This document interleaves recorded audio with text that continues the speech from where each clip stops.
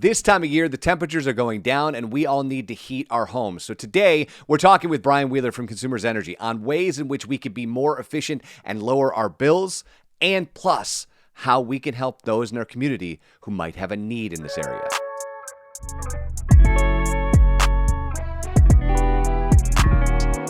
And as I said, my guest today is Brian Wheeler from Consumers. Brian, how are you today? I'm good. It's great to see you. It is always great to see you. We are heading into the thick of the winter season here, so I thought we would have a conversation quickly about a reminder of the things that we can do as consumers, and no pun intended, right? And kind of what we can do going into 24, because you and I were talking sort of off air that it's fun to have winter around the holidays, and then we remember we've got it for a couple more months. So let's start with kind of the basics, Brian. I have a home, I have an apartment, I have a condo. It's this time of year. What are some of the things I can be thinking about to not only save money, but stay warm this time? Yeah, absolutely. And I think, of course, you mentioned it, you said it so well. Let's be mindful that this can be a season that can be a little bit more expensive for some bills because we do have to heat our homes, heat wherever we live. And so what we at Consumers Energy want to do is help you to keep those costs down. There's a lot you can do even in the middle of winter, even once it has gotten cold, just to manage your energy usage. So really think about the time of day, trying to heat your home in the morning to sort of carry you through the day. When the sun is shining, opening up those blinds and curtains to let the warm sunshine in to heat your home. And of course, to close them up when it gets dark and when it gets cold.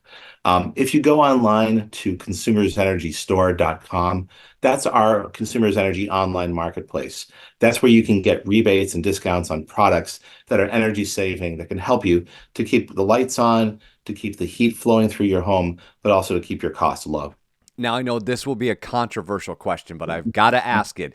Brian, do you have benchmark temperatures? If I'm using my smart thermostat, how should I program? Yeah. And I know people are going to be like, "That's not the number. We do 72 or whatever." But from your perspective, what's kind of the guideline? How high should it be in the morning, and what should I tamp it down to, and so forth and so Yeah, on? absolutely. So, I won't presume to say what you should do in your house, but I think there's some good guidance that's out there. And so, for most of us, I think usually around 68 or so is about that comfortable temperature.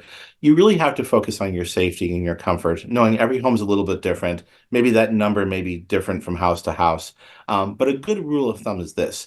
If you can adjust your thermostat by 1 degree, just 1 degree, over the course of that month, that should save you about 1 to 3% on your bill. So Oh, I think wow. really it's a question of think as a household. And remember, we've got adults, we've got kids, we've got pets. You need to make sure everyone's feeling good about this. I have teenagers who sometimes will just blast the heat because they just feel like they want it to be that way. And so it's an education we have in our home to talk about. You can start off the day. Let's actually run the thermostat a little bit more in the morning, run the heat a little bit more in the morning to get our house warm through the day. Let the sun start coming in to blast and fill up our living room and our home with more warmth. And so we can actually adjust the temperature downward as we go to sleep and such. That's where the smart thermostats come in handy too, because they can be programmed. They can actually sense and adjust to your household needs. You don't need the same temperature at 3 in the morning when you're sleeping as you do in the middle of the day when you're home. One of the things that Consumers Energy is extremely mindful of, and it's that you kind of led with it, that this time of year can be very expensive for a litany of reasons. Uh, but what about the people who might struggle this time of year specifically to heat their home? How can Consumers Energy help, and what can a consumer, someone who uses your product, do? Yeah, we at Consumers Energy want to help you. We want to help you, our friends, our neighbors, our loved ones. We want the heat to be on, the lights to be on, so you can be safe and comfortable in your home. Um, Most importantly, there are people in our communities who, even in the best of times, who are struggling. Maybe it's literally someone who lives down the street. Maybe it's you. We really want you to think about yourself, your family, your friends and neighbors, and look out for each other. If there's a situation where you think you're going to have a problem with your bill, call 211. 211 is a free resource. It's a phone call. You call there, explain your situation, whether it's your consumer's energy bill or other needs that you have in your life that maybe you're struggling with. If you call 211, they can connect you with resources, with nonprofits in your community to help get the answers, the solutions, and of course, really importantly, the dollars to help you with your needs. One of the things that we discovered as we all went through a global pandemic is that there's people in our neighborhood, like you were just alluding to, that need help that we didn't realize, right? We had this different perception of the people around us and the level of need that is in our communities. If I know somebody who needs help, is there something that I can do to reach out to Consumers Energy? Yeah, I think we are a state full of giving and caring and kind people. I see every day examples of neighbors who are looking out for each other, particularly around the holidays. So first and foremost, just be aware of the people in your life and the people in your neighborhood, your neighbors and friends. Um, Now, we don't ask you to contact Consumers Energy per se to reach out to us on behalf of somebody else, but this is a good opportunity where if you know someone who might have a need, work with them directly, talk to their family, and let them know that Consumers Energy can provide assistance. There's really a few things you can do. We talked about 211 being a great resource, or anyone who's a Consumers Energy customer can contact us at 800-477-5050. When you contact us, let us know your situation. We can do simple things like payment plans to spread out a payment over time to make it more manageable.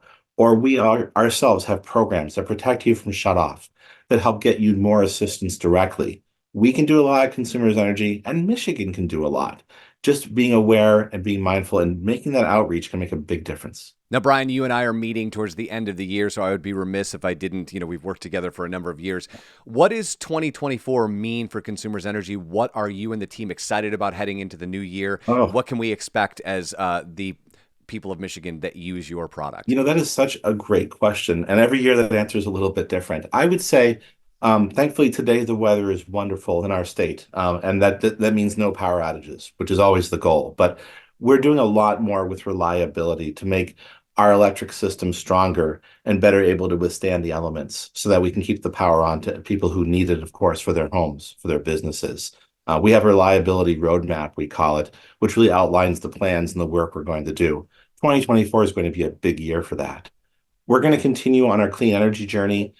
We are about a year and a half away from closing our last coal plants here in Michigan, so no more coal to generate electricity as we move toward more solar and more wind.